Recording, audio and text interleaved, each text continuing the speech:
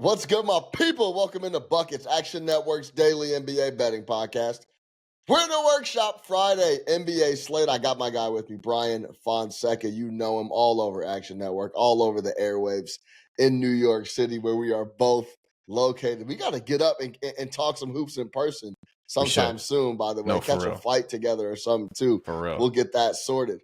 We are recording this live from our Tommy John home studios. Go download the Action Network app. I mean, the guys are the amount of content the guys are putting out for the Super Bowl here coming up, the amount of content guys are putting out for college basketball, it's all over the place. Download the Action Network app right now. Go subscribe to the Action Network YouTube page right now. The Buckets podcast daily and videos way better than the audio. Go check that out ASAP. You know how we do. We get the play, we get the cap, we get you guys out of here. Bryan Fonseca, give me your best bet for the Friday NBA slate.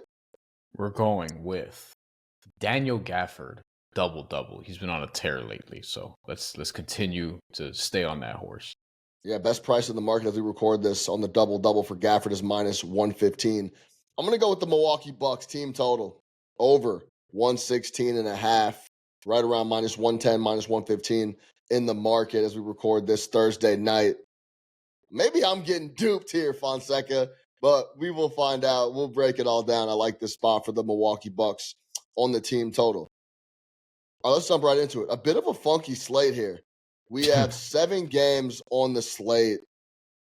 Nothing was really jumping out as I started to break it down a few hours ago as I prepped for the show, as I always do, but we found a couple spots for you. Let's talk about Gafford, the Dallas Mavericks, and the very interesting Detroit Pistons. Shout out Cade Cunningham for getting the All-Star nod, his first. He will be in San Francisco here in a couple weeks. But talk to me about Gafford. You said he's on a tear. He is a guy, especially with Lively missing some time on the floor. He's the guy that cleans up and does a lot of the little things. Talk to me about the double-double here. And this time, as opposed to past absences that Derek Lively's had, Jason Kidd's leaning into him more, like not really playing around with center rotation as much as he, once had, so to speak. Gafford, 34 minutes his last game. He had 22-12, and we thought it was 6 blocks, those of us who had him in fantasy, and then it got reduced to 4 somehow. I don't know how that happened, but I mean, just whatever. But 9 Hey, it's always interesting when things get changed by 2. It's so annoying. Like, all right, well, we missed an assist. Yeah, we missed a rebound. That could have went the other way. Yeah. Hold on a second. You taking 2 off the board? Right. Nah, man. Y'all gotta start watching a little more closely, man. What's going on here? Yeah, but lot of in some fantasy leagues, it's like 6-7 points. Like, Jesus. Yeah, man. Swing your week. Daniel Gafford, double doubles in 4 of 6 and 5 of 8. He's just been on a tear. I've mentioned the fantasy production because he's been one of the most ridiculous fantasy centers as of late, but just in general, like impact on the Dallas Mavericks without Derek Lively. Like the usage is up, the overall just presence, you feel it. He had a 31, 15, and 7 being the blocks against the Charlotte Hornets not that long ago, where it was like, oh, okay, like this is actually happening. And against the Pelicans again. So he's done this twice to New Orleans just this month alone. I mentioned the 22-12 and 4. He had a 27-12 and 2. The ridiculous efficiency is part of this too. He's been 50% shooting in every game that he's played in since, I have to go back a long time, but it's been a while basically. And right now, the double-double, I mean, I like this down to there's a minus 130 out on the market, which is obviously not better than minus 115, but if the consensus gets down to minus 130, minus 135, minus 140, that's probably the breaking point for me. 130, I'm fine. 140, I got to think about like whether or not this is still worth it. But I think it'll happen, against the Detroit Pistons team, who I like. I mean, I want to say that on the front end too. Like Detroit has been good. This is actually on the slate. This is my favorite or second favorite game, probably second to the other one we're going to talk about, which is Bucks Spurs. It's going to be on the radar of a lot of people. But also when you just look at the Pistons and from a rebounding perspective, I mean, it feels like Daniel Gafford, one, on one hand, is going to have the opportunities. The Pistons don't give up a ton of rebounds. They actually give up the fourth lowest amount of rebounds per game in the NBA. But Gafford is now getting the heightened minutes because Lively is not out there. So if we're getting 30, 34, 32 Daniel Gafford minutes, then yes, I like him to get a double-double. When we talk about with Lively off the floor, 1, 2, 3, 4, 5, 6, 7, 8, 9. 9 games that Lively has missed Lively has missed recently. Mm-hmm. Gafford is averaging 19 and a half rebound chances over those 9 games. So, I mean, this is just what he does. He is forced to kind of clean up the scraps there. If he can get some easy buckets and start to push the point number over and gets involved that way, which he has been, the rebounding portion shouldn't be that big of an ask for how active he's been on that side. The only thing that does worry me a little bit is Detroit rebounds their ass off. And they got a lot of bigs, and Cade, when he wants to, will also rebound. So if they potentially are knocking down shots overall and there's just not that many rebounds around, it could get a little spicy. But either way, I think this is Gafford. I love betting props on guys that role is extremely defined and they know exactly what they want to do and what they're supposed to do on a nightly basis. Me being so close to the Knicks, it's still really hard to figure out props and betting them on a nightly basis because they are just all over the place on a night to night when it comes. Like, yeah, of course, we could bet Cat and Josh Hart to clean up rebounds. But there's nights they scored 140 plus the other night, and Cat and Brunson didn't score more than 25. So it's just all over the place when you're trying to figure out the props board for the New York Knicks. But when you talk about a guy like Gafford, he has 2 things. He's going to screen, roll, run the floor, hopefully get a couple easy putbacks to get to that 10 number offensively in the points column, and then he'll always work his ass off on the glass. So I like that spot for Gafford. And it should be a really competitive game. So I'm looking forward to watching that. That's my favorite game on the entire slate. Yeah. Hopefully Daniel Gafford can get rolling and continue to create and wreak havoc as he has been with Derek Lively out. Yeah, and if you look at these recent games, like the only games that he didn't get the 10 rebounds were where he landed in the 20s in terms of minutes, where he was like 20, 22, 24. Anytime he's getting above that, anytime he's getting in that 30 to 34 range, he's killing this number. He'll get like 12 rebounds, he'll get 15. So it's just a matter of him just staying on the floor. Just don't get in foul trouble, don't let Cade Cunningham bait you, none of these different things, and then we should be fine. I mean, and Fonseca said he's been on a tear. Like, this is no hyperbole. Go back and look at the last 10 for Gafford. 27 and 12, 31 and 15, 19 and 15, 22 and 12 last time out versus New Orleans. So, yeah, he's been extremely active. Shout out Daniel Gafford, man. It's always, even though I hate the Bulls at the moment, it's always nice to see the old guys go out and impact, man. It's so crazy when you look at the Bulls and across the league and how many young guys are really impact. And it's something's going on with that organization that deserves a little more talking about. Yeah. But I digress. We will move on. Let's talk about the Milwaukee Bucks, the team up north from the Chicago Bulls, about a 40-minute drive from Chicago to go check out Giannis and the boys.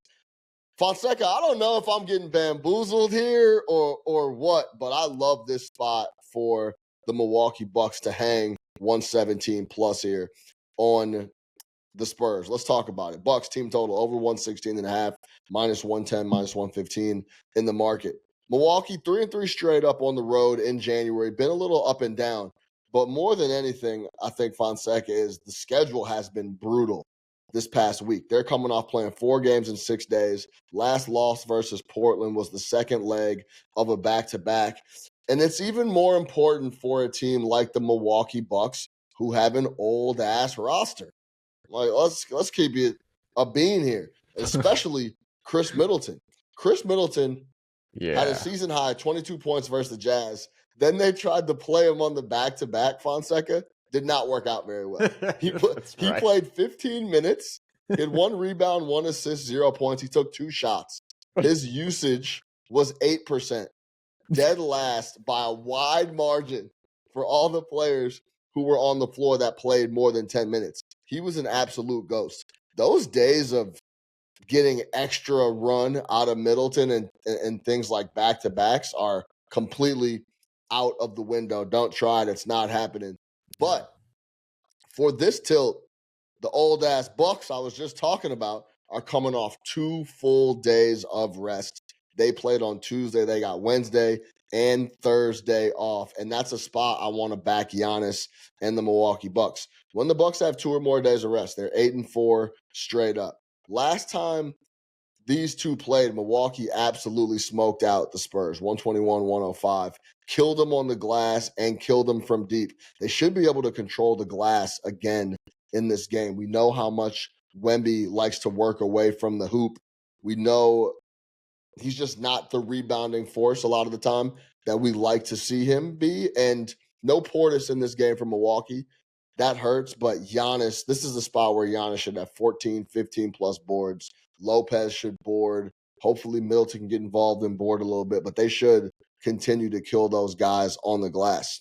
Now, when we talk about Giannis Antetokounmpo and this Wemby character, he gets up to play Victor Wembanyama. 2-0 straight up in game 1. 44 points on 68% from the floor, 14 boards, 7 dimes, 2 steals, 1 block. That was the first time they ever saw each other.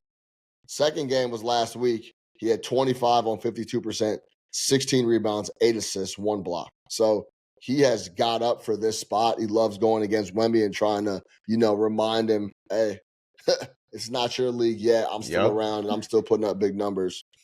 And before we hopped on, I was going to surprise Bryan and ask him how many threes he think Giannis has hit this year. And he told me it, which was hilarious. So we were going back and forth.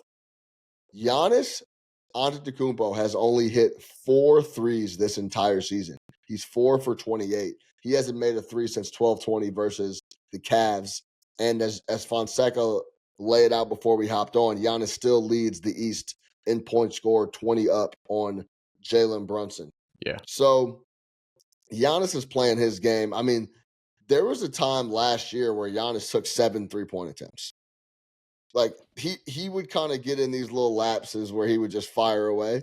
That's not happening this year. He's sticking to his guns and getting to the rack, leading the league in points in the paint, doing what he does at the rim, and he's been very impactful. Now, the Spurs are 2-8 straight up in their last 10. One of the wins being a Wemby party in France where they were always going to win the front end of that game. They showed up in the second game after all the Fashion Week parties had died down, and the second game was more about basketball and anything else. They got that ass tapped by Tyrese and the Pacers. The other win is against the Lakers, and I wouldn't call that a quality win. I'll just leave that there. Last 10 games, Spurs dead last in defense. Bucks 5th in offense, coming off a full 2 days of rest, as I mentioned. Both are playing at a top 12 pace. I don't see how. And as I mentioned, the Bucks are coming off a loss. So this is one of those spots for me, Bryan, where I'm going to take it. I'm going to print it. I'm already in. And if this doesn't come in, I'll just wipe my hands with it and go on to the next spot. So I think it's a really good spot for the Milwaukee Bucks coming off a loss, couple days of rest. Middleton will play a lot better. Giannis gets up for this game versus Wemby. And the Spurs have been struggling as well. They're going to come out here and try to push this game as well. So I think, if anything, this is a little higher scoring. That plays into the hand of the Bucks team total. I think they score 120 in this game. I think I agree, because this is a potential, like, we've seen the Spurs have some games where they just give up a ton of points. We've actually seen this a couple of times recently, at home too, against the Clippers, 128, Pacers, 136. The Clippers, say that again. The Clippers, 128. They don't score 128 on anybody. Yeah, and the Pacers obviously in France 136 on the back end of that 2-game slate. In Miami they gave up 128, and that was a Miami team that's been a Miami team that's just going through all the Jimmy Butler shit. And they did not show up. The Heat like really just had one of their best games recently, which was shocking. Gave up 140 to Memphis after giving up 129 to Memphis 2 days prior, both Right. at home. You know what I mean? So I'm with you on this. I also think this is potentially a Giannis PRA spot. You mentioned the Wemby piece. Like, we have to remember, because people could be so numbers driven when it comes to betting. You have to remember, like, Giannis is just one of these dudes. We outlined it. He's made 4 threes this year. It's a bully ball season for Giannis. And Wemby is on that sort of list of guys that he wants to go at. You mentioned the 2 games they've played against each other. Last year, 44, 14, and 7. This year, 25, 16, and 8. The 25, 16, and 8, that's 49 PRA. Right now, I'm seeing 49.5 on the market.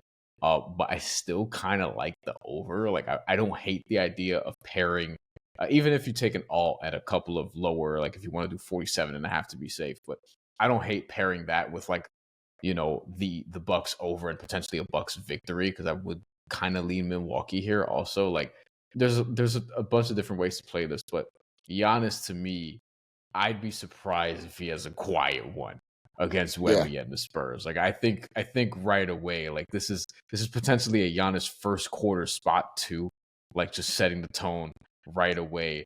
Where, let's see, the first quarter points aren't available yet, but we know that's probably going to be in that 7-8 range, given that his over under for the game in terms of points is 30.5. So Yeah. I would look at Giannis here for sure. And obviously Dame, like, in the backcourt, he'll be able to get his. I'm sure, Stephon Castle's gonna have something to say about that, because he's gonna be chasing him around all day. But Dame is gonna fire off and try to get his as well. Like, I like the spot. The Spurs give up about 114 points per 100 possessions. That's like 12th most or 13th most in the NBA, and that's been going up because of the recent performances. So yeah, I'm with you on this. AJ Green is questionable. I would love to see him on the floor. Last time they played, he scored 14 points versus the Spurs. Hopefully he can go. I think that helps the team total as well. Just an FYI, as we record this Thursday night at 11:30 p.m., Giannis is on the injury report as probable. He should go, or he's expected to go, but I just wanted to call that out as well. It's an interesting slate here. Boston, who's struggling, I kind of would love to lay the 11, but they make me a little nervous. They tried to they came off the gas the other night against the Bulls. They should have scored like 140 points, and they took it off. They only scored they took their foot off the gas in the second half. I didn't love that, but they got the W. The Denver Nuggets, I was in the building at MSG the other night. They looked awful against the Knicks for a lot of stretches in that game. I would think they would bounce back in a major way against Philadelphia. Jokic picked up 2 early fouls against the Knicks, ended up sitting from like the 10-minute mark in the first quarter all the way to the 7.5-minute mark in the second quarter. It was like Malone just kept him on the normal rotation as if he played the entire first quarter. But keep an eye out on that. A lot of big numbers. The Bulls Raptors is interesting. Raptors are the defense is playing a lot better as of late, and they cover a lot more numbers than people realize at Scotiabank. So there's some interesting spots, but team total for the Milwaukee Bucks is going to be my best bet. Fonseca, anything else before we get out of here? Yeah, you mentioned Nuggets, Sixers, and the interesting one for me is just, okay, is this a Jokic rebound spot after last game where, he had one of his worst games statistically in a while, but also like foul trouble. It's rare that Nikola Jokic gets in foul trouble. The PRA for this one is 50.5 right now. The over is at -105, so you're actually getting a pretty good price on that. The triple double is -115. So it's Nikola Jokic. What are you going to do? And if you just Yeah. want, for whatever reason, points rebounds or points assists, you don't want one or the other. Those are around 40, like 39.5 right now as we're looking at it. We'll see where it's at in the morning, but I'm curious to see to what degree he does bounce back and how he does it. But stylistically, I mean, they're favored by 8.5, and I don't know if this is a Nuggets hammer spot, but I do think that some people will look at it as such, given the Sixers just had a nice win against Lakers recently. Is this going to be a letdown, and are the Nuggets going to come back from that Knicks game where they were out of sync, and Nikola Jokic, that has a lot to do with it, and just him being in foul trouble. Are they going to come back and just put it on the Sixers, who we're expecting once again to not have Joel Embiid? So again, we're robbed of a potential Jokic Embiid matchup, which is unfortunate. I gave up on that matchup, man. Yeah, and I mentioned the Sixers win over the Lakers. Also, won against the Kings on Wednesday.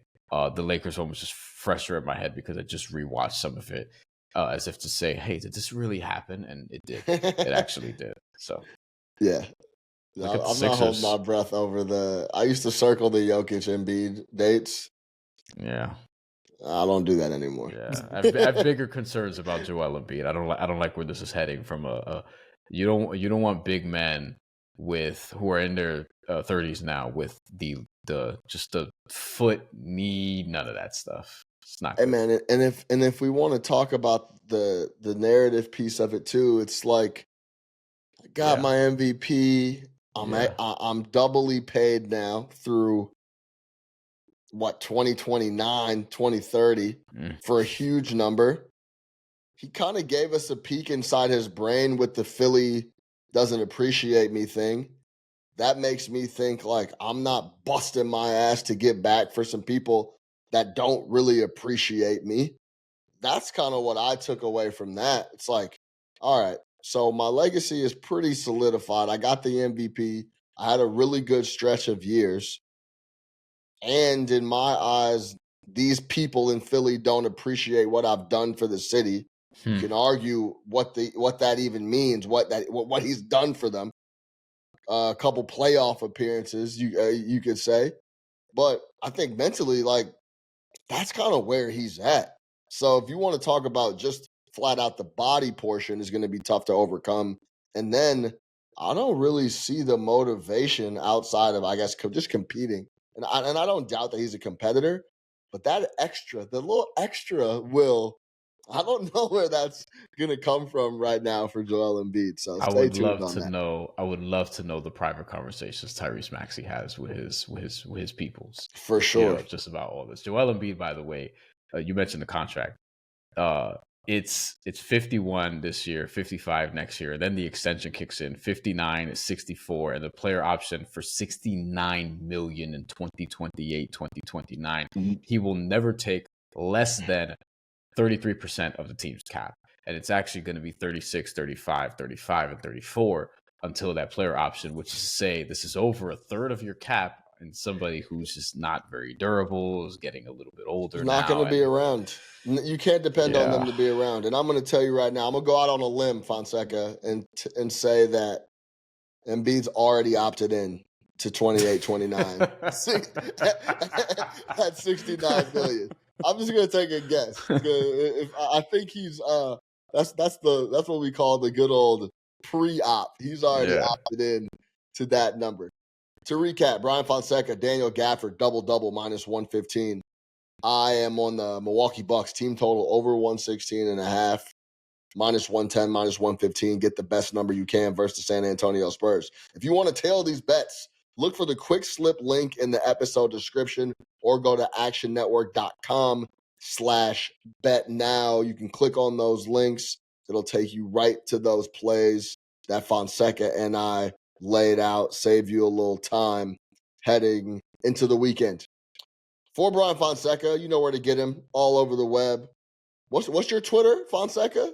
Bryan Fonseca NY, as in NY, New York. B. Also Blue Sky too, but that was a little more complicated to write out. Go lock in with the men's. I'm at Chicago Flow everywhere.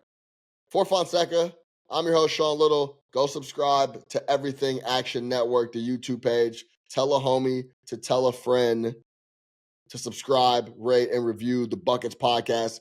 Go pick up some Tommy John underwear, some shirts, some pajamas.